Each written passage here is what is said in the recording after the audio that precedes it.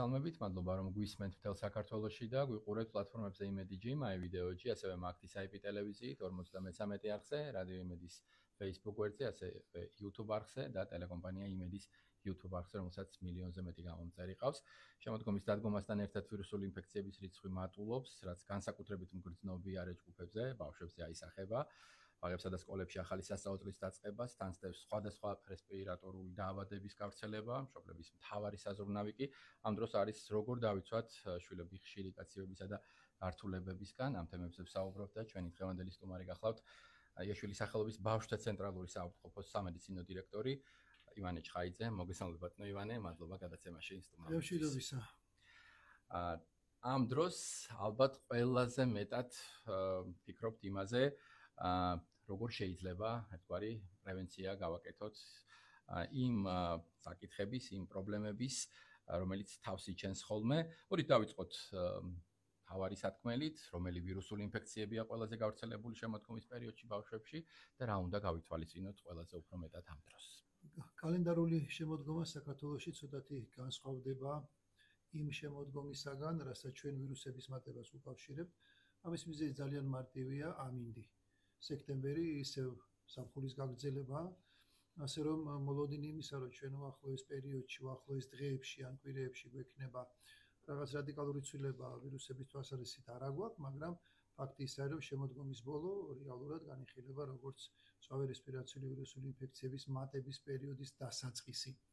შესაბამისად, ალბათ ნოემბერში უკვე ჩვენ უფრო აქტიურად მოგვიწევს ამ თემაზე საუბარი. ეხლა სავსებით სწორია თქვენი აქცენტი, როგორ მოვემზადოთ, რა უნდა გავაკეთოთ, როგორ უნდა ავიცილოთ თავიდან, მაგრამ სექტემბრის თვე ისეთივე წყნარი იქნება, როგორიც იყო ზაფხულის პერიოდი და ამ მხრივ ალბათ გამონაკლისი არც 2025 წლის პერიოდი უნდა იყოს.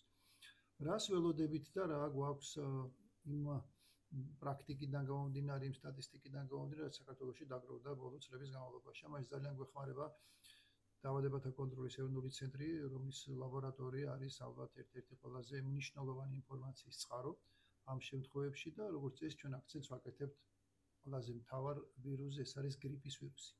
ვიცით ლაპარაკობთ რესპირაციული ვირუსული ინფექციების სეზონზე, თუ არ ჩავთვლით რა თქმა უნდა კორონავირუსს, ჩვენი აქცენტი გრიპზეა, ვინაიდან ეხლა მოცირკვლივ ვირუსებს შორის საბედნიეროდ ჯერჯერობით გრიპის ვირუსი არ არის და არც უნდა იყოს. სექტემბერი არ მიეკუთვნება არც ოქტომბერი იმ პერიოდს, როდესაც გრიპის ვირუსი უნდა გამოჩნდეს, თუმცა ეხლა იმ მონაცემებით, რასაც გვაძლევს ისევ დაავადებათა კონტროლის ეროვნული ცენტრი, ძალიან მაღალია კორონავირუსის ხვედრითი წილი. ეს საკმაოდ უჩვეულოა. ვინაიდან კორონავირუსი მაინც სეზონური ვირუსების კატეგორიას მიეკუთვნება, თუმცა 2025 წელი ამ შემთხვევაში გარკვეული გამონაკლისია საქართველოშიც და ევროპის რამდენიმე ქვეყანაში, ყველგან არა, მაგრამ ბევრ ქვეყანაში იზრდება კორონავირუსის მატება. თუ გადავხედავთ სტატისტიკას, ეხლა მოცირკვლივ ვირუსებს შორის აგვისტოს ბოლო კვირაზეა საუბარი, ვინაიდან ეს არის სტატისტიკა, რაც ჯერჯერობით ხელთან გვაქვს, კორონავირუსი შეადგენს ლაბორატორიულად დადასტურებული ვირუსების შემთხვევაში 70%-ზე მეტს, 71%. ანუ ყველაზე მეტი კორონავირუსია და ასევე სხვა ტიპის ვირუსები, რომელთაც შეუძლია კაციების მსგავსი ნიშნების გამოწვევა. ეს არის რინოვირუსი, პარაგრიპის ვირუსი, მეტაპნევმოვირუსი, ანუ არა ის ტიპი ვირუსებისა, რომელსაც შეუძლია სერიოზული მძიმე დაავადების გამოწვევა, მათ შორის იგივე კორონავირუსი. სიმპტომატიკაზე მინდა გკითხოთ, ბატონო ივანე, რა სიმპტომებით გამოირჩევა სეზონური ვირუსები და როგორ უნდა განვასხვაოთ ისინი ერთმანეთისგან, თუ არის ამას? ეს ძალიან მნიშვნელოვანი კითხვაა და ამ კითხვაზე ჩვენ ხშირად გვიწევს პასუხის გაცემა უფრო მეტად ზამთრის განმავლობაში. ზამთრის პერიოდში ჩვენ ნამდვილად უნდა ვიცოდეთ, როგორ უნდა განვასხვაოთ გრიპი სხვა ტიპის ვირუსებისგან. ეხლა სამწუხაროდ არანაირი ხელმოსაკიდი არ არსებობს. ერთადერთი რაც შეიძლება გარკვეულწილად გამოდგეს, ეს არის ყნოსვისა და გემოს დაკარგვა. აი ეს ახასიათებს ეხლა მოცირკვლივ ვირუსებს შორის მხოლოდ კორონავირუსს, ამიტომ თუ ეხლა ეს სიმპტომატიკაა, ყნოსვასა და გემოს გულისხმობ, დიდი ალბათობით ეს არის კორონავირუსი. დანარჩენი არის სტანდარტული გაციება. არამაღალი ტემპერატურა, ყელის ტკივილი, ხველა, ცხვირცემინება, რაც ძალიან მნიშვნელოვანია, ვინაიდან მაგალითად გრიპს ცხვირცემინება არ ახასიათებს. ამ ტიპის ვირუსებისათვის ცხვირცემინება არის ერთ-ერთი წამყვანი და შესაძლებელია ასევე იყოს ესეთი მსუბუქად გამოხატული თავის ტკივილი. ძლიერი სიმპტომატიკა, მძიმე სიმპტომატიკა ეხლა მოცირკვლივ ვირუსებს როგორც წესი არ ახასიათებს, ამიტომ ეს არის გაციება, ეს არის პირველადი ჯანდაცვის რგოლის სამართავი დაავადებები, არ არის აუცილებელი ამ ბავშვების ამ მოზრდილების ჰოსპიტალიზაცია, არ ჭირდება მედიკამენტი, მე გულისხმობ ანტიბიოტიკი და სხვა ტიპის მედიკამენტი. სიმპტომური მართვა, სახლში დაყოვნება ამ პერიოდის განმავლობაში, სითხეები დიდი რაოდენობით და ტემპერატურის კონტროლი, ეს მარტივი სტანდარტული რეკომენდაცია. რატომ ხდება რომ ამ პერიოდში ყველაზე უფრო ხშირად ბავშვები ავადდებიან? რა მნიშვნელობა აქვს იმუნური სისტემის გრადობას, მის გაძლიერებას, როგორ შეგვიძლია აი ბუნებრივად ეს პროცესი წარმართოთ, ასე ვთქვათ, გავაძლიეროთ ჩვენი იმუნიტეტი, მით უმეტეს რომ ბავშვებში. ორი პასუხია ამ კითხვაზე, რატომ ბავშვები? პირველი, სწორედ აღნიშნეთ, ეს არის იმუნიტეტი. ბავშვებში, განსაკუთრებით მცირე ასაკის ბავშვებში, სრულად ჩამოყალიბებული იმუნური სისტემა ჯერჯერობით არ არსებობს, ამიტომ გარკვეული პრობლემა ვირუსებზე და ბაქტერიებზე რეაგირების თვალსაზრისით 3 წლამდე ასაკის ბავშვებს ნამდვილად აქვს. არა სრულფასოვნად ჩამოყალიბებული იმუნური სისტემა. და მეორე კონტაქტები. განსაკუთრებით კონტაქტები საბავშვო ბაღში. შემდეგ, რა თქმა უნდა, სკოლაში კონტაქტებში გულისხმობთ იმას, რომ დახურულ სივრცეში თავს იყრის ბევრი ბავშვი. დახურული სივრცე სამწუხაროდ საქართველოში ჩვენ არ გვაქვს ესეთი ჩამოყალიბებული ტრადიცია, მუდმივად გავანიავოთ ან საბავშვო ბაღის ოთახები, ან საკლასო ოთახების განიავება არ შედის ჩვენს მუდმივ ჯანმრთელობაზე ზრუნვა. ჯანმრთელობაზე ზრუნვა, იმიტომ რომ დახურული სივრცე, დახურული ფანჯრები, ეს ერთ-ერთი ხელშემწყობია ვირუსის გავრცელების. ყველა ვირუსი, რომელსაც ჩვენ საუბრობთ, ახასიათებს იული გადაცემა. ძალიან მარტივად გადაეცემა ეს ვირუსები ერთმანეთს, ამიტომ თუ ჩვენ დახურულ სივრცეში ვართ და აი ამ დახურულ სივრცეში ყოფნის ხანგრძლივობა და პერიოდი და სიხშირე მატულობს, რა თქმა უნდა, ამინდის გავარესების კვალდაკვალ, ცუდი ამინდის სიცივე ბავშვი გარეთ არ არის, საკლასო ოთახშია, ეს ხელშემწყობია, პლუს რაც გითხარით, იმუნიტეტი, ამიტომ ამ თვალსაზრისით, რა თქმა უნდა, იმუნიტეტის ხელშეწყობა გარკვეულწილად შესაძლებელია მოზრდილი ასაკის ბავშვებში და ამის უკან დგას მარტივი ჯანსაღი ცხოვრების წესი, ჯანმრთელი ცხოვრების წესი, მაგრამ არა მედიკამენტები და არამე სხვა ხელოვნური შესაძლებლობები. სწორი კვებით, ძილით, ფიზიკური აქტივობით, რამდენად შეგვიძლია, თქვათ, შევძლოთ იმუნურ სისტემას დავეხმაროთ, რა შედეგს გვაძლევს ეს პრაქტიკის თვალსაზრისით და კიდევ რა დამატებითი ვთქვათ ნიუანსები შეგვიძლია ამ დროს გავითვალისწინოთ, თუნდაც როგორც საპრევენციო საშუალებები.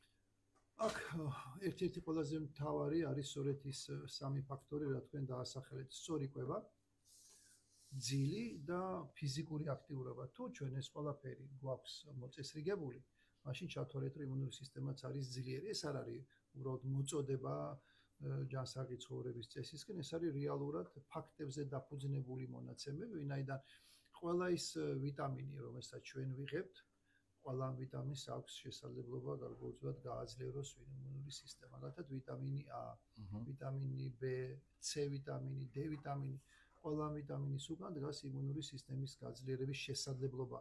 როცა ჩვენ ვლაპარაკობთ სრულფასოვან კვებაზე, ეს არის კვება, რომელიც მდიდარია ამ ვიტამინებით.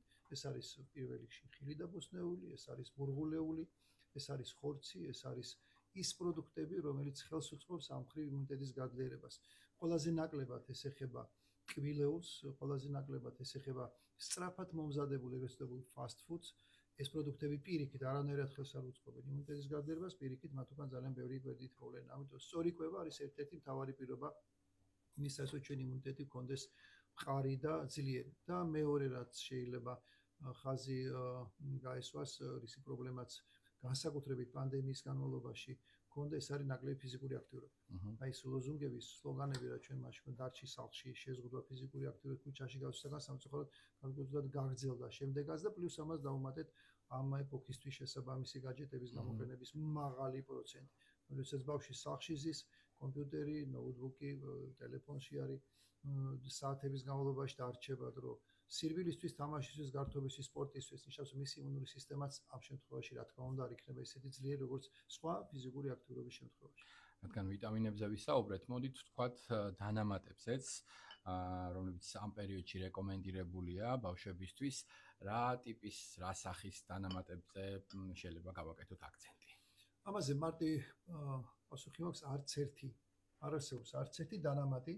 მე გულისხმობ იმ დანამატს, რომლის შეძენა შეგიძლიათ საფთიაქ ქსელში, რომლის უკან დგას დადასტურებული კვლევები, დადასტურებული ფაქტები, რომ მას შეუძლია რაღაც მნიშვნელოვანი ზეგავლენა მოახდინოს ადამიანის იმუნურ სისტემას.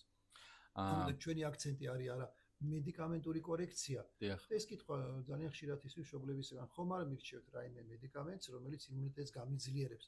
არ არსებობს ესეთი მედიკამენტი, რომელსაც შეუძლია უნივერსალურად იმუნიტეტის გაძლიერება. არის გარკვეული ჯგუფი პრეპარატები ძალიან მცირე რაოდენობის შეზღუდული, რომელსაც შეუძლია მაგალითად აი მორეციდივე, სასუთიგზების მორეციდივე ინფექციების წინააღმდეგ გარკვეული დაცვის უზრუნველყოფა, მაგრამ უნივერსალური საშუალება ან ბიოლოგიურად აქტიური დანამატი, ან რომელიმე პრეპარატი რეგისტრირებული არ არსებობს და ამის იმედი არ უნდა გქონდეს, ამიტომ ის სამი უნივერსალური წყარო იმუნიტეტის, რომელიც თქვენ ჩამოთვალეთ, არის ყველაზე სწორი, ყველაზე კარგი. სწორი და ბალანსირებული კვება, მოწესრიგებული ძილი და ფიზიკური აქტივობა.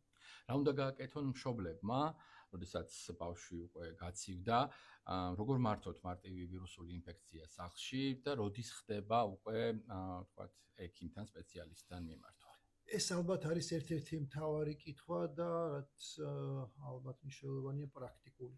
იმიტომ რომ ეს პერიოდი ჩვენ გვაქვს ეხლა, გაციების პერიოდი და იმ ბავშვების რაოდენობა, რომელსაც ექნებათ ვირუსული ინფექციები, აუცილებლად თანდათან მოიმატებს, განსაკუთრებით ჩვენ ამას ვიღებთ ოქტომბრის ბოლოდან.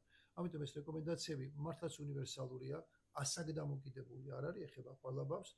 პირველ რიგში ეს არის, ნუ გაუშვებთ ბავშვს ბაღში ან სკოლაში თუ ის გაციებული. გაციების ნიშნები ჩვენ უკვე აღვნიშნეთ, ცხვირის სუნთქვის გადნელება, ცხვირიდან გამონადენი, ცხვირცემინება, ხველა, ყელის ტკივილი, შეიძლება ტემპერატურა არც იყოს, ან იყოს ძალიან დაბალი ტემპერატურა, ბავშვი აქტიურია, ხალისიანი და შეიძლება ქონდეს ესეთი ილუზია, რომ მე რა რომ ახველებს დაცებინებს, კარხასიაძეა, საჭმელს ჭამს, გაუშვებ ბაღში. სამწუხაროდ ეს ბაღში გაშვება ხდება სხვებისთვის ინფექციის წყარო და ყველა ბავშვი ერთნაირად ამ ვირუსს არ პასუხობს, ამიტომ პირველი რეკომენდაცია დატოვეთ ბავშვს, თუნდაც რამდენიმე დღით სახლში, როდესაც დაავადება ახალდაწყებული. მეორე და ყველაზე მნიშვნელოვანი ესაა ტემპერატურის მართვა. ჩვენ უნდა შეგვეძლოს ტემპერატურის მართვა. ეს ნიშნავს, რომ დღეში რამდენჯერმე არ არის სავალდებულო ყოველ საათში ერთხელ, მაგრამ 60-ჯერ მაინც ტემპერატურის კონტროლი და აუცილებლად გავითვალისწინოთ უნდა სიცხის დამწევის მიცემის რეკომენდაცია. სიცხის დამწევი ეძლევა მხოლოდ მაშინ, თუ ტემპერატურა არის მაღალ ციფრებზე. მაღალი ცხელება, ჯანმრთელობის მსოფლიო ორგანიზაციის განმარტებით, ეს არის ცხელება 38.5 და მეტი. მანამდე ტემპერატურის არსებობა არ ნიშნავს და არ არის იმისი აუცილებელი პირობა, რომ ჩვენ მივცეთ სიცხის დამწევი არავითარ შემთხვევაში. პირიქით ითვლება, რომ აი ამ ფარგლებამდე ტემპერატურა მოქმედებს ვირუსების წინააღმდეგ და მას დამცველობითი ეფექტი აქვს, ამიტომ შეინარჩუნეთ სიმშვიდე, მიეცით დიდი რაოდენობით სითხე, მსუბუქი იოლად მისაღები საკვები, არ არის ამ შემთხვევაში აუცილებელი სრული ულუფა მიიღოს, რასაც მიიღებს. აქ არაფერთან შემთხვევაში კვება გადამწყვეტი არა, სითხის მიცემა გადამწყვეტია, ამიტომ სითხეები, წყალი, მინერალური წყალი, ჩაი, რძე, ახალმომზადებული ხილისწვენი, თბილი, ეს სავსებით საკმარისია იმისათვის, რომ ბავშვის მდგომარეობა გაუმჯობესდეს და ჩათვალეთ, რომ ეს არის მკურნალობის ერთ-ერთი კარგი შესაძლებლობა. არავითარ შემთხვევაში ანტიბიოტიკი, არავითარ შემთხვევაში ცხვირის წვეთები, ყელისთვის რაღაც სპეციალური საშუალებები, მხოლოდ მოსვენებული მდგომარეობა, სითხეები და ტემპერატურის კონტროლი. აი, როდის უნდა მივაკითხოთ ექიმს, თქვა, ტემპერატურა, როცა კონკრეტულ ვადაზე მეტხანს გრძელდება, თუ შეიძლება რომ მანამდეც, თქვა, ვაწარმოოთ კონსულტაცია, თუნდაც შინყოფნის და მოვლის პროცესში. აქ ალბათ მნიშვნელოვანია, როდის სვამთ ამ კითხვას. თუ ეს კითხვა ისმება სექტემბერში, როდესაც ჩვენ არ ველოდებით, რომ რაღაც მძიმე ვირუსი გქონდეს ბავშვს, აქ ალბათ ერთადერთი შესაძლებლობა მდგომარეობის გაუარესების არის გართულება, ანუ გაციება 90-99%-ში გართულების გარეშე მიმდინარეობს. გაციება გართულების შემთხვევაში შეიძლება იყოს მაგალითად სინუსიტი სკოლის ასაკის ბავშვებში, როდესაც ამას ახლავს თბილიდან ჩირქოვანი გამონადენი, სიმპტომები ხანგრძლივდება 5 დღეზე მეტი, არის თავის ტკივილი, სახის არეში ტკივილი, ტემპერატურა გრძელდება, ხვალა გრძელდება, ეს არის იმის მიმანიშნებელი, რომ უბრალოდ უნდა მიმართოს სამეცნიერო დაწესებულება. და როდესაც დაავადების ნიშნები სცილდება გაცილების დამახასიათებელ სიმპტომებს. მაგალითად, ჩვენ თვით რომ 38.5-ზე მეტი იშვიათად ახასიათებს გაციებას, მაგრამ თუ თქვენ შვილს 3 დღეზე მეტი 38.5-ზე მაღალი აქვს ტემპერატურა, ხშირად გიწევთ დამწევის მიცემა, თუ თქვენ შვილს ხველა გაუხანგრძლივდა და კვირაზე მეტი ახველებს, თუ მდგომარეობა 1 კვირის განმავლობაში არ მთლიანად არ გაუმჯობესდა, მაშინ აუცილებელი ექიმთან ვიზიტი და შემდეგ ექიმმა უნდა გადაწყვიტოს კონკრეტულად რასთან გვაქვს საქმე. ვირუსული ინფექციების გართულების თავიდან ასაცილებლად პრევენციისთვის ვაქცინაცია რა როლს თამაშობს? მინდა ამაზეც ვისაუბროთ, იმიტომ რომ მიუხედავად იმისა, რომ თქვენი კოლეგები ხშირად მოუწოდებთ მშობლებს ვაქცინაციისკენ, მაინც არსებობს ეგრეთ წოდებული, ასე ვთქვათ, სკეპტიკური დამოკიდებულება ამ ყველაფრის მიმართ.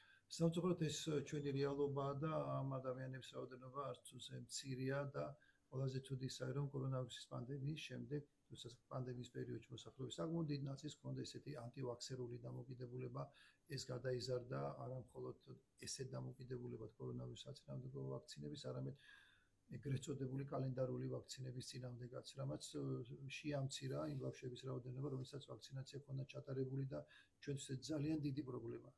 ქვეყნისთვის დიდი პრობლემაა, არა მარტო საქართველოში, არამედ ჩვენ რა თქმა უნდა ძალიან გვაწუხებს იმ ბავშვების რაოდენობა, რომელსაც ვერ მიიღეს შესაბამისი ვაქცინაცია შესაბამის დროს. როდესაც ჩვენ ვლაპარაკობთ გეგმიურ ვაქცინაციაზე, ამ ვაქცინების ძალიან დიდ ნაწილს აქვს დამცველობით უნარი ასევე სასუნց სისტემის ინფექციის მიმართ. როდესაც ჩვენ ვლაპარაკობთ გრიპის სეზონზე, აქ აუცილებლად ვსაუბრობთ იმაზე, რომ არსებობს უნივერსალური შესაძლებლობა გრიპის საწინააღმდეგო ვაქცინა, რომელიც მიმართულია სწორედ იმისათვის, რომ რისკის ჯგუფებში და 5 წლამდე ასაკის ბავშვები რისკის ჯგუფებს მიეკუთვნება ჩატარდეს ეს ვაქცინაცია, რათა აი ამ რაც უფრო მცირეა ბავშვის ასაკი, მით უფრო მეტია გრიპის გართულების ალბათობა. ესეთივეა ორსულები, ესეთივე კატეგორიაა 60-ზე გადაცილებული მოსახლეობა, ქრონიკული დაავადების პირები და ჩვენ ამ ვაქცინაციაზე ძალიან აქტიურად ვიწყებთ საუბარს უკვე ოქტომბრიდან, როცა საქართველოს შემოვა ვაქცინა და დაიწყება ვაქცინაცია გრიპის საწინააღმდეგოდ. ამიტომ რისკის ჯგუფების წარმომადგენლებს აუცილებლად უნდა ჰქონდეთ ეს შესაძლებლობა, მით უმეტეს საქართველოში ბოლო წლებია ვაქცინაცია გრიპის საწინააღმდეგო არა მხოლოდ რისკის ჯგუფებში კეთდება, არამედ კეთდება ყველა ნებისმიერ სურვილთან და ეს ვაქცინაცია რაც თავარია უფასოა. დიდი მადლობა, ბატონო ივანე. წარმატებებს და ჯანმრთელობას გისურვებთ. შემოდგომის ვირუსებსა და იმუნიტეტის ამაღლებაზე ვსაუბრობდით. ჩვენი სტუმარი გახლდათ ივანე ჩხაიძე, იაშვილის სახელობის ბავშვთა ცენტრალური საავადმყოფოს სამედიცინო დირექტორი. მადლობა დათმობილი დროისთვის.